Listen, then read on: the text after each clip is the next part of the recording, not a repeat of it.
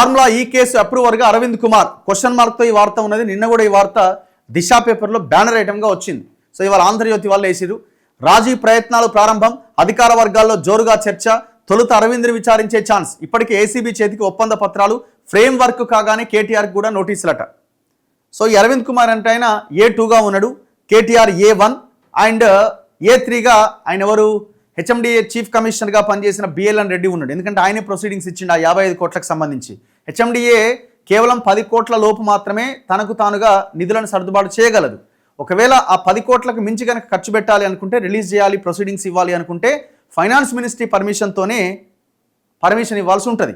So ఆర్థిక శాఖ అనుమతి లేకుండా, దట్టు ఎలక్షన్ కోడ్ టైంలో ఎలక్షన్ కమిషన్ పర్మిషన్ లేకుండా 55 కోట్ల రూపాయలని బ్యాంకు నుంచి కరెన్సీ కూడా పౌండ్ల రూపంలో ట్రాన్స్ఫర్ చేశారు విదేశీ కంపెనీకి. సో ఇక్కడ ఫెమా నిబంధనలను ఉల్లంఘించారు. అందుకే ఈడీ కూడా ఈడీ కూడా ఈ కేసులో ఈ పర్టికులర్ దాంట్లో కేసు పెట్టింది.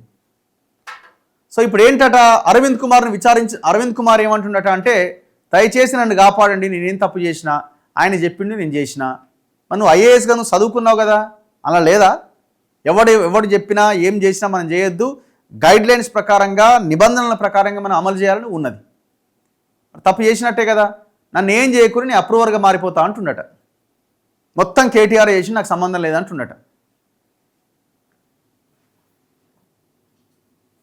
కొంతమంది అధికారులకి ఇట్లాంటివి ఎన్ని జరిగినా సిగ్గురాదు.